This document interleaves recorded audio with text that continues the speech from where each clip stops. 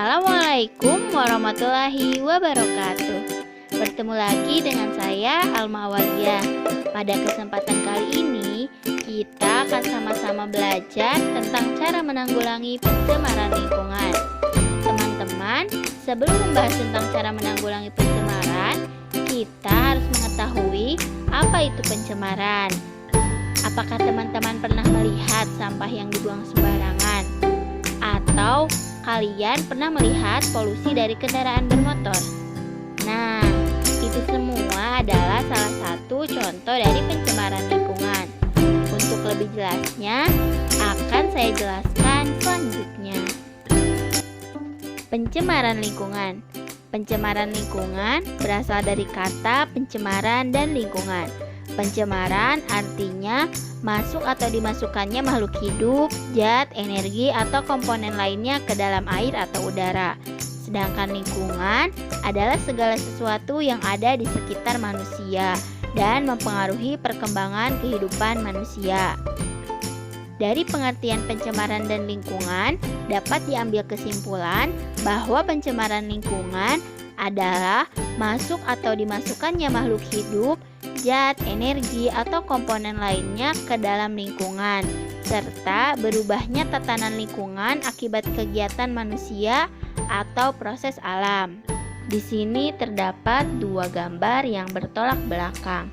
Ada lingkungan yang bersih dan ada lingkungan yang tercemar. Nah, lingkungan tercemar inilah yang akan kita bahas. Pencemaran lingkungan ini dapat berupa pencemaran tanah, pencemaran air, dan pencemaran udara. Di sini terdapat beserta contohnya dari ketiga pencemaran tersebut. Pencemaran tanah. Pencemaran tanah didefinisikan sebagai keadaan terkontaminasinya tanah dari polutan yang dapat mempengaruhi karakteristik tanah, baik secara fisik, kimia, ataupun biologisnya, sehingga mengganggu kehidupan makhluk hidup.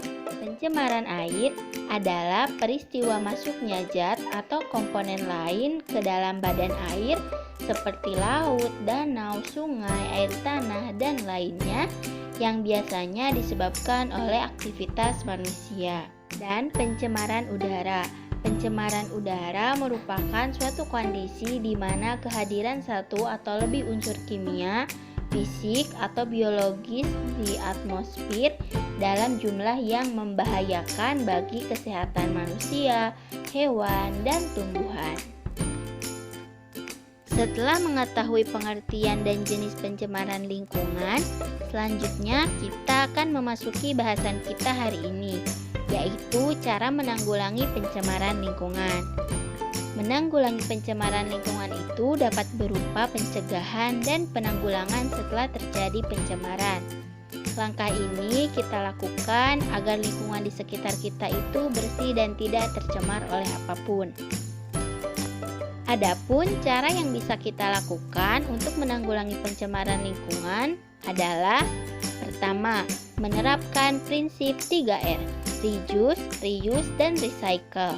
Kedua, pemanfaatan limbah di lingkungan. Ketiga, pengendalian pencemaran air. Yang keempat, pencegahan pencemaran udara. Yang kelima, pencegahan dan penanggulangan kerusakan hutan. Yang pertama itu menerapkan prinsip 3R, reduce, reuse, dan recycle. Reduce mengurangi pemakaian bahan-bahan pencemar lingkungan. Reuse memakai ulang. Recycle daur ulang. Reduce mengurangi pemakaian bahan-bahan pencemar lingkungan.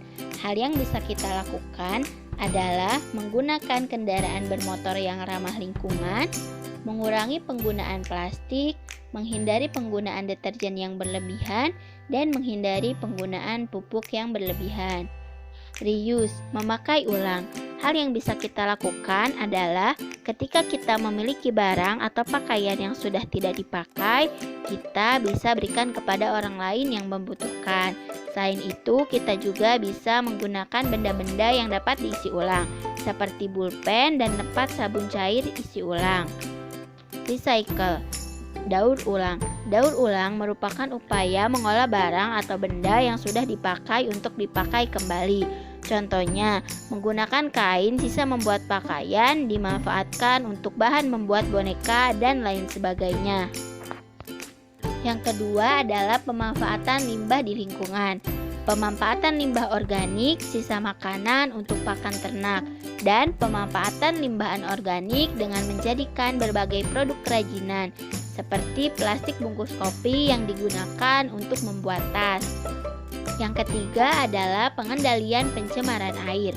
Beberapa hal yang bisa kita lakukan agar lingkungan perairan dapat terjaga fungsinya, yaitu tidak membuang sampah dan bahan-bahan pencemar ke sungai, danau, dan laut.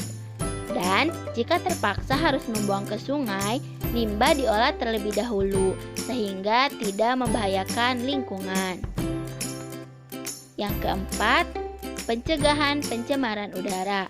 Hal yang bisa kita lakukan adalah mengurangi penggunaan kendaraan bermotor, mengganti sumber energi yang ramah lingkungan, dan menggunakan kendaraan yang hemat energi. Yang kelima, pencegahan dan penanggulangan kerusakan hutan. Hal yang bisa kita lakukan, memperdayakan masyarakat sekitar hutan berupa peningkatan pengetahuan tentang hutan, meningkatkan partisipasi masyarakat dalam mengawasi dan menjaga kelestarian hutan, dan melakukan reboisasi atau penanaman kembali hutan yang telah rusak. Upaya menanggulangi dan mencegah kerusakan lingkungan seperti yang telah saya sebutkan tadi dapat kita laksanakan dalam kehidupan sehari-hari ya teman-teman, agar lingkungan kita tetap terjaga.